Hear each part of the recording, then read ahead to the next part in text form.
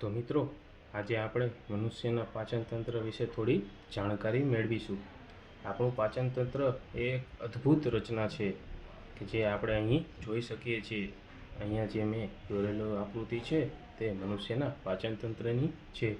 મનુષ્યનું પાચનતંત્ર એમાં ખોરાકનું પાચનની શરૂઆત એ આપણે ખોરાકને આરોગીએ છીએ ત્યારથી જ શરૂઆત થઈ જાય છે. હવે જ્યારે આપણે ખોરાકને મુખ ગુહામાં મૂકીએ છીએ, આ છે આપણી મુખ ગુહા. અહીં આપણે ખોરાકને જ્યારે મુખ ગુહામાં જાય છે ત્યારે તે લાળ સાથે ભરે છે, જે અહીં આપણે દેખાય છે. આ છે એ લાળ ગ્રંથિ છે. લાળ ગ્રંથિ એ લાળનો સ્ત્રાવ કરે છે. જ્યારે મુખની અંદર આપણે ખોરાક રાખીએ છીએ ત્યારે લાળ ગ્રંથિ એ લાળનો સ્ત્રાવ કરે છે અને આપણા દાંત તે ખોરાકને દળવાનું કામ કરે છે. જે લાળ છે એ સ્ટાર્ચનું સરળ શર્કરામાં રૂપાંતર કરે છે અને આપણા મુખની અંદર જીભ આવેલી હોય છે. તે જીભ દ્વારા આપણે સ્વાદની પરખ પણ કરી શકીએ છીએ. જે જીભ છે એ ખોરાકને વલોવવાનું કામ પણ કરે છે, સ્વાદની પરખનું પણ કામ કરે છે. પછી મુખની અંદર જ્યારે ખોરાક સરખી રીતે લાળ સાથે ભળી જાય છે ત્યારે તે જીભ દ્વારા આગળ જાય છે. અહીં આપણને દેખાય છે તે છે અન્નનળી. તે છે અન્નનળી. જીભ દ્વારા જ્યારે ખોરાક આગળ જાય છે ત્યારે તે અન્નનળી મારફતે આગળ વધે છે. અન્નનળી છે એ એક મોટી કોથળી જેવી રચના સાથે જોડાયેલી હોય છે. અન્નનળી દ્વારા ખોરાક એ જઠરમાં જાય છે. જઠર છે એ આ દેખાય છે, આ છે એ જઠર છે. જઠર છે એ પાચન માર્ગનો સૌથી પહોળો ભાગ છે, જેનો આકાર જેવો હોય છે. જઠરનો એક છેડો એ અન્નનળીની અંદર ખુલે છે અને બીજો છેડો એ નાના આંતરડાની અંદર ખુલે છે. અહીં જઠરની અંદર કેટલાક પ્રકારના એસિડ રહેલા હોય છે, જે ખોરાકને પાચન કરવામાં મદદ કરે છે. તે એસિડ જેવા કે મંદ હાઇડ્રોક્લોરિક એસિડ હોય છે કે જે ખોરાકને પાચન કરવામાં મદદ કરે છે. ત્યાંથી ખોરાક મંદ હાઇડ્રોક્લોરિક એસિડ સાથે પ્રક્રિયા કરીને થોડું પાચન થાય છે. ત્યાંથી ખોરાક નાના આંતરડાની અંદર જાય છે. આ અહીંયા છે તે નાનું આંતરડું છે. આ છે તે નાનું આંતરડું છે.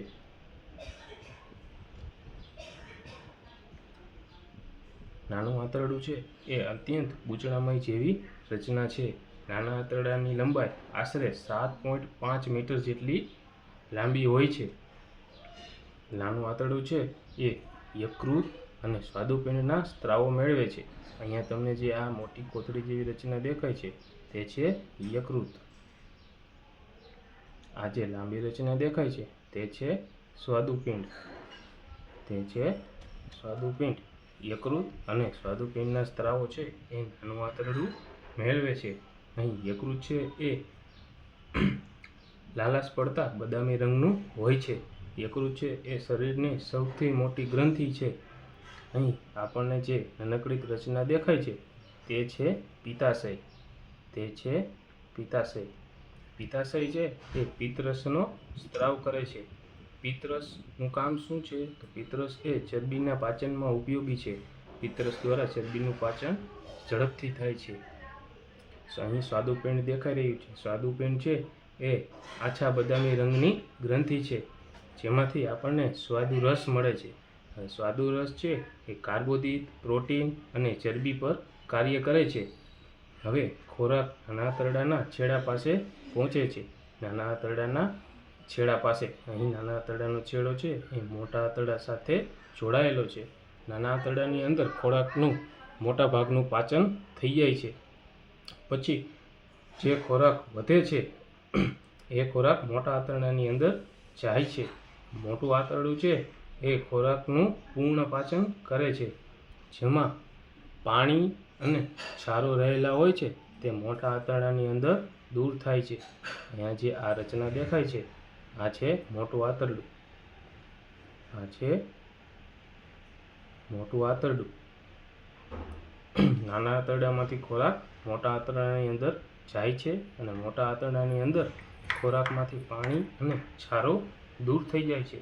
મોટા આંતરડાની લંબાઈ આશરે 1.5 મીટર જેટલી હોય છે. હવે મોટા આંતરડાની છેડે જે અપાચિત ખોરાક છે, જે અર્ધઘન સ્વરૂપે રહેલો હોય છે, તે અપાચિત ખોરાક મળાશયની અંદર જાય છે. આ છે મળાશય. અહીંયા તે સ્ટોર થઈ જાય છે અને સમયાંતરે તે માણસ દ્વારા અહીં મળદ્વાર દ્વારા નિકાલ થાય છે. આ છે મળદ્વાર. સમયાંતરે તે મળદ્વાર દ્વારા નિકાલ થઈ જાય છે. એને કહેવાય છે મળત્યાગ. આ હતું આપણું આખું પાચન તંત્ર, મનુષ્યનું પાચન તંત્ર.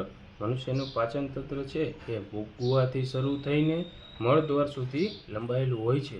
ત્યાં સુધીમાં આપણને જે ખોરાક ખાઈએ છીએ તેનું પૂર્ણ પાચન થઈ જાય છે. તેમાંથી આપણને ઉર્જા મળે છે, તેમાંથી પ્રોટીન્સ મળે છે, વિટામિન્સ મળે છે. ત્યાંથી બધું શરીરને મળી આવે છે અને છેલ્લે જે ઘન કચરો વધે છે તે મળદ્વાર દ્વારા સમયાંતરે નિકાલ થાય છે. તો આપણે મનુષ્યના પાચન તંત્રની અંદર શું જોયું? આપણે જોયું કે લાળ એ સ્ટાર્ચનું સરળ શર્કરામાં રૂપાંતર કરે છે. જીભ દ્વારા સ્વાદની પરખ થાય છે.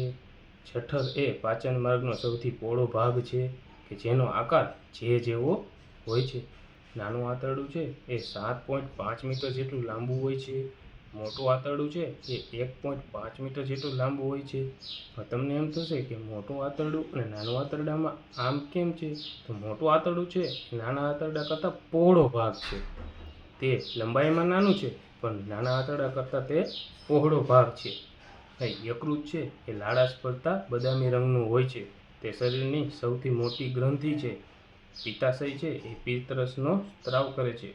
સ્વાદુપિંડ છે તે આછા બદામી રંગની ગ્રંથિ છે. તો આ હતું આપણું મનુષ્યનું પાચન તંત્ર. Thank you so much.